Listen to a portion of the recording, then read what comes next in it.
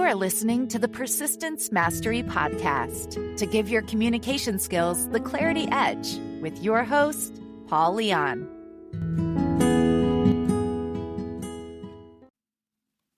Welcome back. Today we're going to talk about how value is not price. This is actually a pretty favorite topic of mine. And for the simplicity of the content, we're going to keep this in the analogy of a sales consultative process. Now, for many of us out there who are in sales, you'll probably have heard this before, especially in a consultative type mindset, is that you have to stop selling price, you have to start selling value. Well, what does that mean exactly? Well, for many of us, the biggest trap I know I got into in the very beginning, early days of my sales career is that I always thought people either could afford it or they could not afford it. And that was something I really believed for a long time. And I struggled. I remember that I was even on a PIP plan at one point, performance improvement plan, where I would go every month, drive about an hour away to go to a corporate office and present why I was so terrible in this specific areas. And it wasn't until I learned that I had to stop selling price, but I had to start selling value, is when I got off that PIP plan. So let's get right into the content.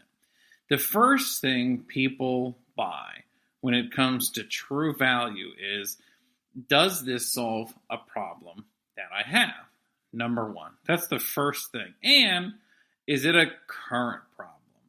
So a simple example could be, since full-time I work for a really powerful generator company, is a lot of the time people will contact our company when they're without power and they have an outage. And that drives a lot of behavior to want more information, right? Pretty simple stuff. Now, here's the kicker. That just creates a situation for us to have a consultation, to have an opportunity to figure out, well, what current challenges this person has, this family has, who suffered this great challenge. Well, that's just the first step, though. Yes, we have to figure out what the current problems are in conversation, listening skills, open-ended questions, and typically those types of soft skills to refine them to make you increase your closing ratios takes way more time commitment than I have to give you in this very brief episode. But the next step in building value over the price is, I'm not just looking for current problems. I'm looking for future problems too. So when it comes to building value, the formula is, what current problems and future problems are there that this person has, so I can help them with my price. See, the assumption that we think that our customers are going to have the answers and figure out on their own is not something we assume. We should assume that we need to bring everything we have proper. Now, there are going to be some customers who do their research, and those are great customers to have. They've done their own education, and we kind of walk them through all the confusion and mess of information. Yes, you are going to have those opportunities, and yes, you will.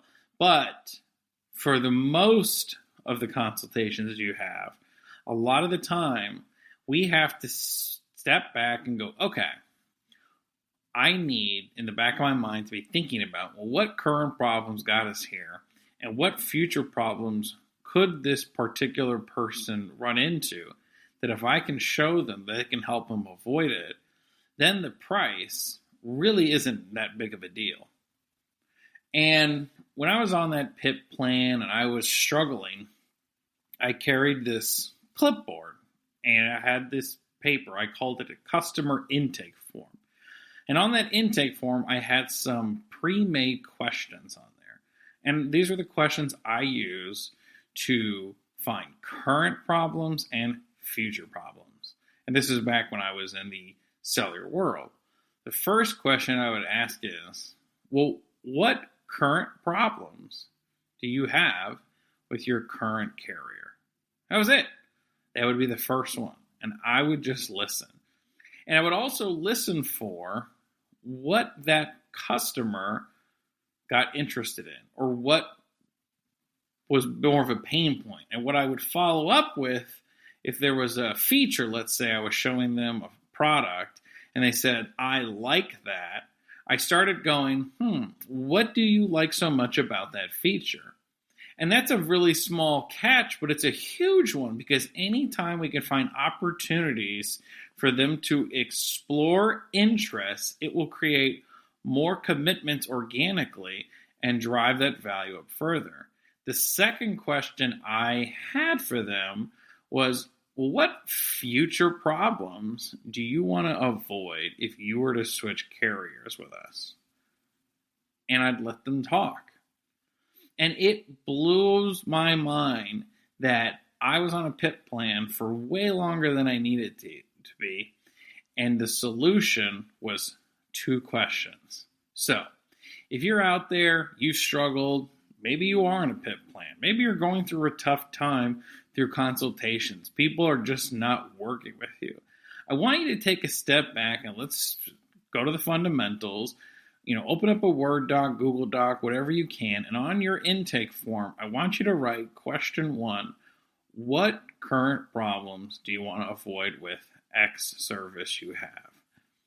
And then the second question is, what future problems do you want to avoid if you were to go with our service? Just start with those 2 questions. I'm extremely confident that if you lean into asking those 2 questions consistently throughout your next set of conversations, consultations, when you're trying to communicate value, you're going to start to see that, yes, price will still be a variable, but it won't be as big of a pain point when you can help them avoid current and future problems too.